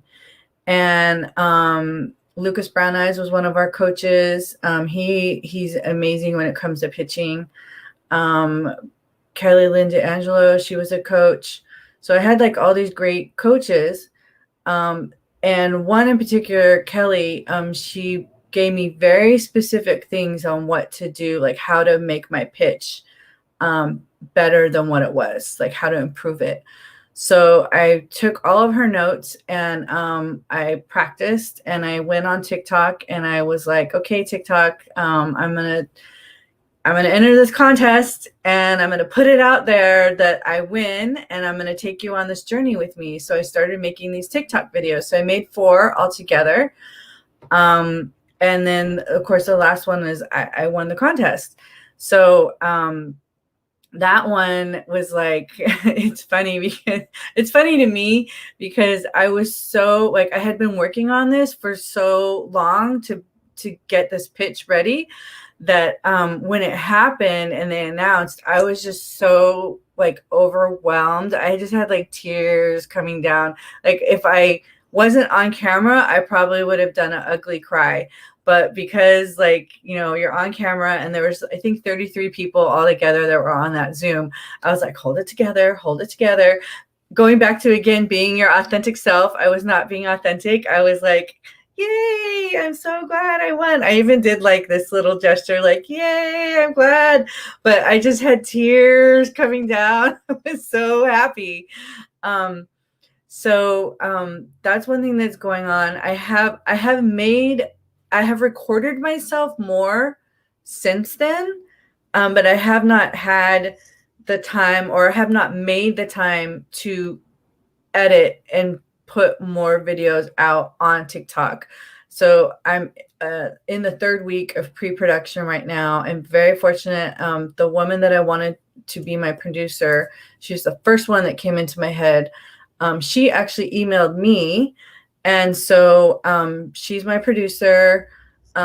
She's helping to put a team together. She's very experienced. She knows a lot of people. So she's suggesting people to get involved. And yeah, so like that's what's going on right now. Maybe today or tomorrow I'll actually sit down and like edit those videos for TikTok, which I think the one thing about TikTok, you know, it's only like 1 minute or 2 minutes. Like it's gotta be quick. So, but I did put them all together, and I managed to be able to put them all together and put them on Instagram. So people on Instagram were able to see, that don't have a TikTok, were able to see like my little journey. But yeah, that's what's going on with me currently. I don't have TikTok, and I'm scared to get it. I've been warned, and I know that if I do get TikTok, it's all bad. So I want to encourage both of you to continue to do TikToks if you haven't already, Teeny, and send it to me so I can share it with the world, or just share it with me because I don't have TikTok. But I know you're going to do it. I know you can do it. So maybe you can do like a pre-photo shoot when you're on your way to do your photo shoot today.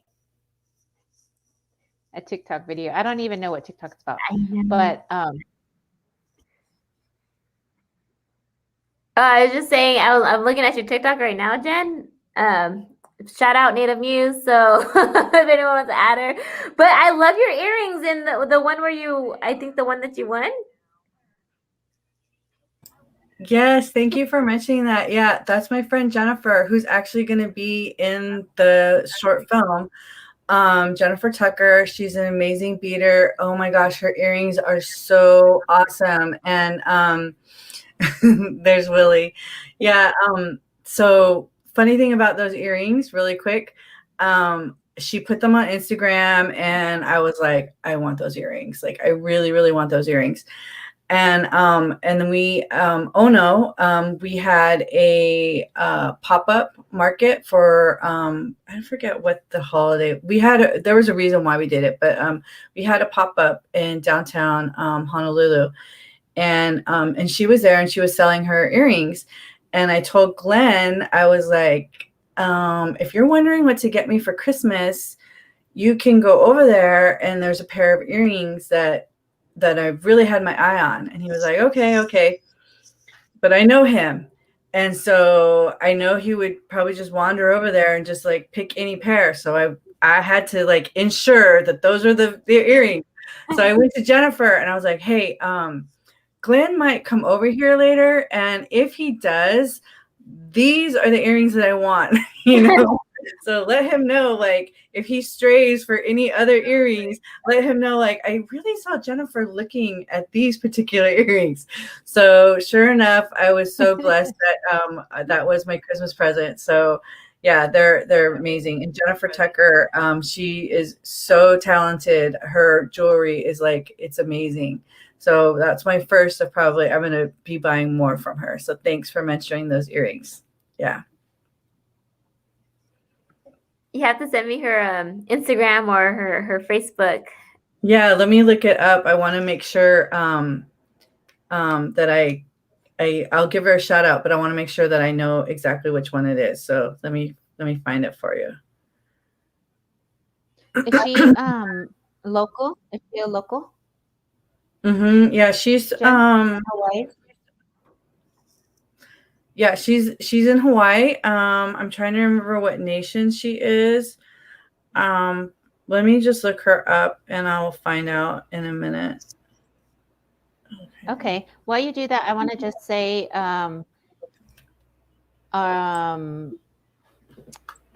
thank you to different individuals that were watching, and thank you to different individuals that checked in. I see Ed Duran Jr., who's actually my cousin in Downey. Be well, ladies, and Ta'al for sharing your stories. I hope more men sign in and learn something. Life isn't life unless we have women. God's plan. Yes. And another person, Willie, as we all know, Willie Sandoval, who's awesome, who's Teeny's uncle. Thank you for watching. We have Cheyenne Phoenix, who is watching as well. And she says, hi, ladies. You all look beautiful. Have a good day. Thank you for watching, Cheyenne. We also have Juan Sheila, jealous of him. Juan Sheila, and she's saying, hi, I'm coming on late, but I'm here, just done with tribal gatherings. So thank you all for checking in.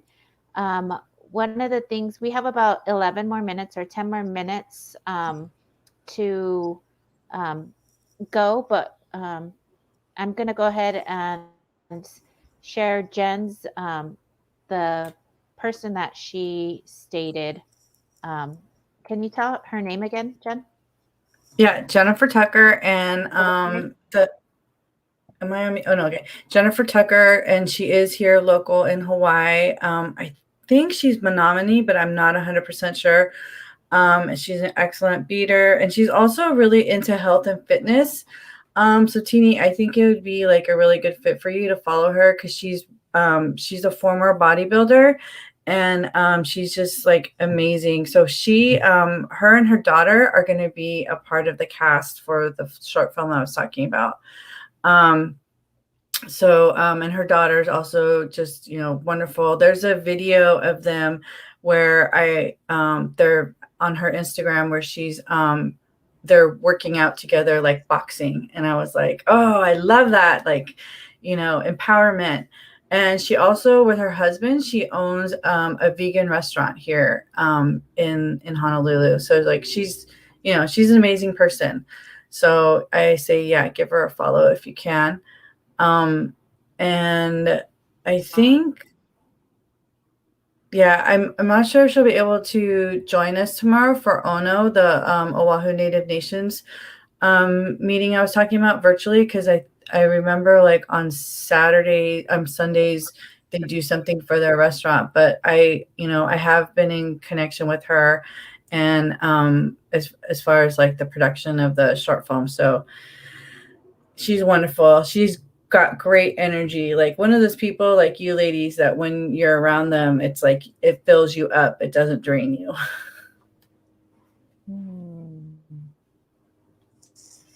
Wow, these are all some great things that we've talked about today. And the thing that we want to definitely, as we're coming to a close here, one of the watchers on Twitch, thank you for being here, Call Me Brewski, has asked a question, and I want to pose it to you all. A movie character you can relate yourself to. Should we ask whoever's joining us?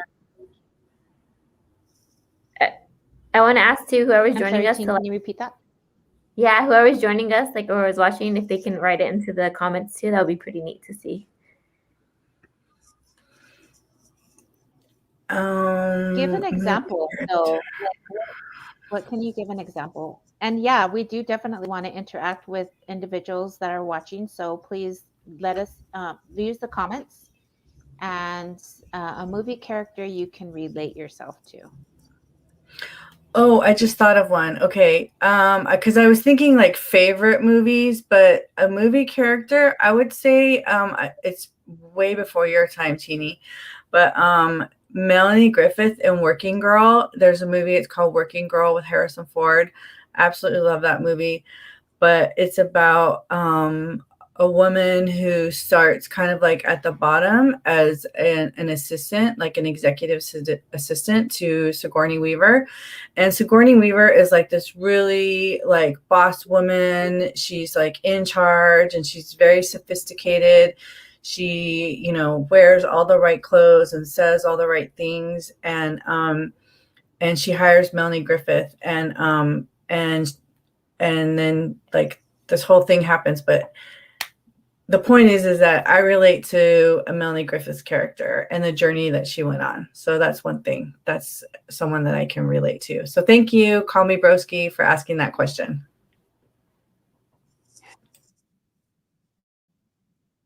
What about you, Teen?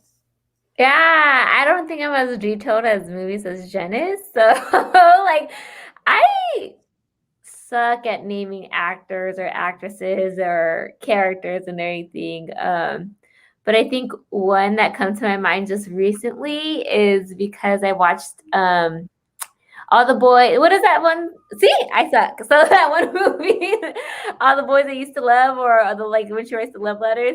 Like I feel like I can relate to that character because like I always said, like I'm I really love Valentine's Day and everything. I just really love how she loves love. Like like how much like she's going through that process of finding love and discovering love. And I feel like, I think that's why I really love those movies, because it is a process when you're going through love and finding that true love. So that's something I kind of relate to. Is it To All the Boys I've Loved Before or something like that with Lana something? I think so, but it's a Netflix movie. I'm sure Avril has seen it, right? I can't. I'm not like Jen either, so I don't know. That's why Jen like answered this question right away. Like she got this.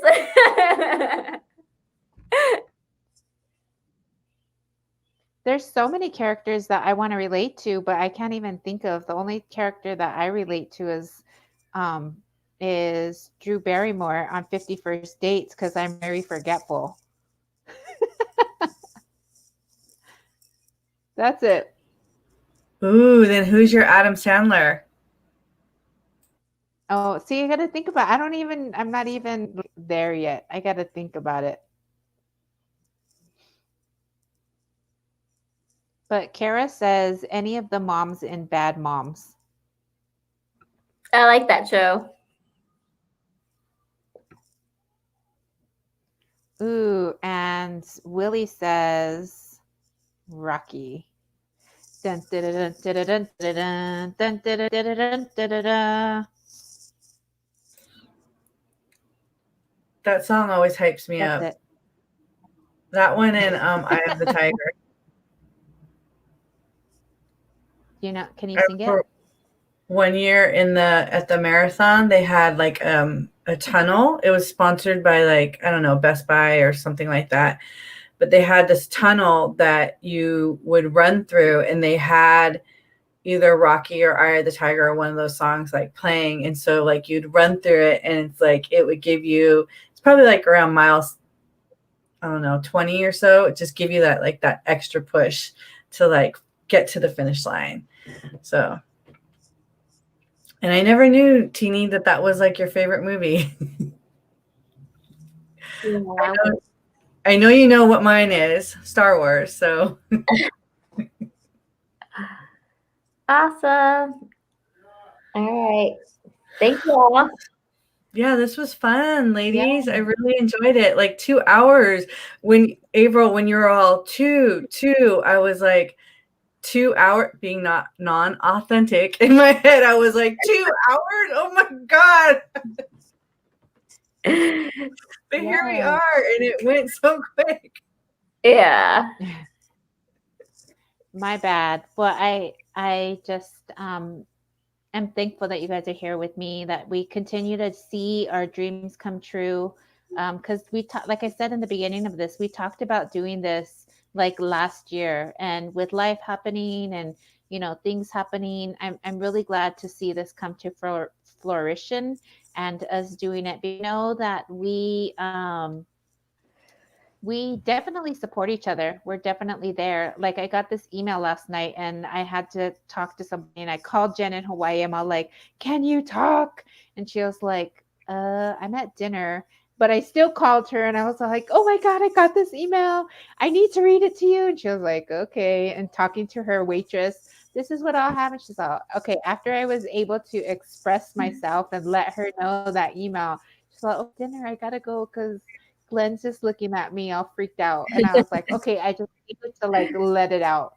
So thanks, girlies, for being a part of this. And thank you for is having a good time, um, having laughs. And next time, we definitely will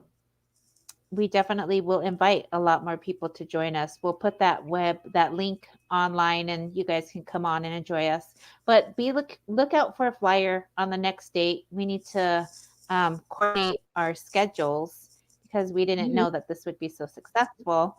But thank you everybody that's watching Twitch, on Facebook, on YouTube. I just want to say ta'a pilamayaye, gracias et yehet. Thank you. Thank you so much. I don't know if you girls want to say anything.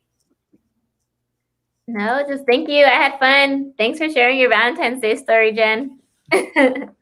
You're welcome.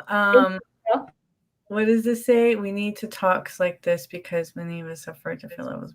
Yes, I agree with what Willie's saying, who I know is now on TikTok also. I just followed him yesterday. So he's an up-and-coming native comedian. Yeah, thank you, Avril, for putting this together. I'm so glad this is the version of what we created. I know we talked about creating a podcast, and I'm still open to that, but I really absolutely love today. Thank you. Thank you for everyone that listened and that, participated, especially those people on Twitch. I'm not on Twitch, so maybe that's something that I got to look into. Thank you. Yeah. Well, thank you all. I'm just going to say we didn't open with prayer, but I definitely want to close with the prayer. So I'm going to put it out there, and I'll just close yeah. So Creator, we come to you today with open hearts and open minds, and blessings that you provide us on a minute, monthly, second basis, from the ability to walk, talk, be here today on this virtual live from all over the world, from Los Angeles, Long Beach to Hawaii to Las Vegas. Thank you for bringing us together to laugh, to talk, to be our authentic selves. Thank you for allowing us to have support and love. And until we meet again, thank you, and continue to watch over these great people online, and encourage them, support them, and give them the power to get over whatever it is that they may fear. Thank you. Oh, talk you say. Amen. Ajona slay, ajona slay, ajona slay, ajona slay. Thank you so much, guys.